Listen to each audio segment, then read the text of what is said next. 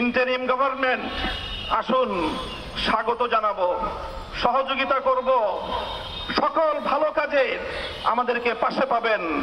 আমাদের সন্তানেরা নিরলসভাবে তারা কাজ করে যায়, নিঃস্বার্থভাবে কাজ করে যায়। গণমাধ্যম তাদেরকে প্রচার খুব একটা করতে চায় না। অ্যালার্জি আছে, এই সকল অ্যালার্জিগুলোর উপশম করেন।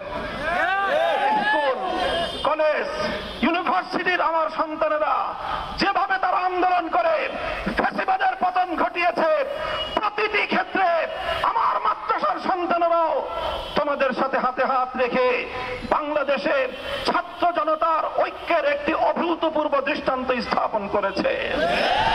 রাজপথে আন্দোলনরত আমার সন্তানেরা যখন সংগ্রাম করেছে, সংগ্রামের সময় বুকের রক্ত দিয়েছে, নামাজের সময় হয়ে গেলে আল্লাহু আকবার, আশহাদু আন্না মুহাম্মাদুর রাসূলুল্লাহ আযান দিয়ে রাজপথে জামাতের সাথে নামাজ আদায় করে স্পষ্ট বার্তা তারা দিয়ে দিয়েছে, বাংলাদেশে নাস্তিকবাদের কোনো ঠাঁই হবে না, হতে পারে না। চলমান বৈষম্য বিরোধী এই আন্দোলনকে, এই সংগ্রামকে যদি কেউ নাস্তিকবাদ প্রতিষ্ঠার হাতিয়ার হিসেবে ব্যবহার করতে চায়, সে হাত আমরা ভেঙে গড়িয়ে দেব। আমরা সব সময় শান্তিপ্রিয়, কিন্তু আমাদের ধর্মের ব্যাপারে, আল্লাহর পয়গম্বরের ইজ্জতের ব্যাপারে, আল্লাহর কোরআনের সম্মানের ব্যাপারে, ইসলাম ধর্মের গৌরব মর্যাদা রক্ষার ব্যাপারে আমরা আপোষহীন। কাউকে ছাড় দেওয়া হবে না। শান্তিপ্রিয় একটি সাম্প্রদায়িক সম্প্রীতির অনন্য দৃষ্টান্ত স্থাপন করে নতুন বাংলাদেশ এগিয়ে যাবে।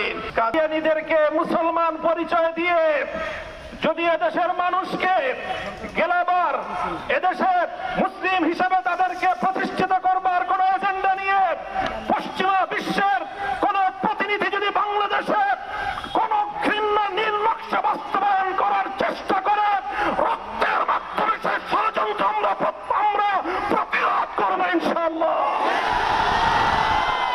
হিন্দু, বৌদ্ধ, খ্রিস্টান, কাদিয়ানী, অন্যান্য উপজাতি, ভিন্ন ধর্মাবলম্বীদের নাগরিক, ধর্মীয় সব ধরনের মৌলিক অধিকার, সংবিধান প্রদত্ত সকল অধিকার নিশ্চিত করবার জন্য এদেশের আলেম সমাজ অগ্রণী ভূমিকা পালন করবে। হেফাজতে ইসলামের পক্ষ থেকে সারা দেশের আলেম সমাজ, ইমাম সমাজ, মসজিদের লক্ষ কোটি মুসল্লিয়ানে কেরাম এবং ধর্মপ্রাণ মুসলমান ভাইদের প্রতি আমি আবারও দৃষ্টি আকর্ষণ করে উদাত্ত আহ্বান জানাই, আপনারা আপনাদের চলমান ভূমিকা অব্যাহতভাবে পালন করে যাবেন। সেই সঙ্গে বলতে চাই, অন্যান্য ধর্মাবলম্বীদের ধর্মীয় নিরাপত্তা যেভাবে নিশ্চিত করতে হবে, এদেশের সংখ্যাগরিষ্ঠ মুসলমানদের ধর্মীয় নিরাপত্তা একইভাবে নিশ্চিত করতে হবে। অন্যান্য সংখ্যালঘু ধর্মাবলম্বীরা যেমন তাদের ধর্ম পালনের নিরাপত্তা পাবে, সংখ্যাগরিষ্ঠ মুসলমানদের ধর্ম পালনের ক্ষেত্রে ছলচাতুরির আশ্রয় গ্রহণ করা হবে, সেটা দেশের মানুষ বরদাস্ত করবে না। কাজেই আমি এক কথাই আজকে বলছি, কাদিয়ানীদের প্রসঙ্গ বিশেষভাবে বলছি, তাদেরকে উচ্ছেদ করা, তাদেরকে কোনোভাবে ঘায়েল করা, তাদের জানমালের নিরাপত্তা বিঘ্নিত করা, তাদের ব্যবসা বাণিজ্য প্রতিষ্ঠানে তাদের ব্যবসায়িক অধিকার ক্ষুণ্ণ করা, এটা কোনোদিন আলেম ওলামা, হেফাজতে ইসলাম, ধর্মপ্রাণ মুসলমানদের কাম্য নয়।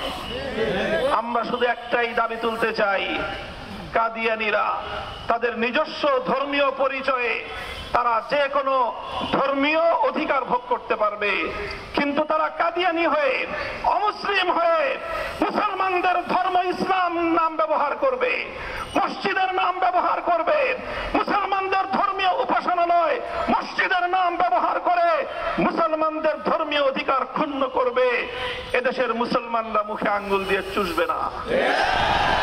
দলমত নির্বিশেষে সকল নিরপরাধ মানুষের সব ধরনের নিরাপত্তা বিধানে আমাদের নেতা কর্মী দেশবাসীকে আমি দায়িত্বশীল ভূমিকা পালন করার জন্য উদাত্ত আহ্বান জানাচ্ছি।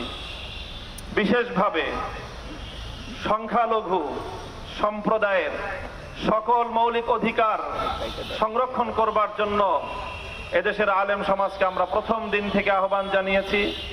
হেফাজতে ইসলামের নেতাকর্মীদেরকে তাদের পাশে দাঁড়াবার জন্য উদাত্ত আহ্বান জানিয়েছি। দেশবাসীকে আমরা ডাক দিয়েছি। আমাদের ডাকে এদেশের মানুষ অভূতপূর্ব সাড়া দিয়েছে। বিশ্ব গণমাধ্যমে বাংলাদেশের আলেম সমাজ, ইসলাম প্রিয় জনতার সাম্প্রদায়িক সম্প্রীতি প্রতিষ্ঠার ক্ষেত্রে বর্তমান সময়ের ভূমিকা সারা পৃথিবী জুড়ে বিশ্ব মিডিয়ায় প্রশংসিত হয়েছে।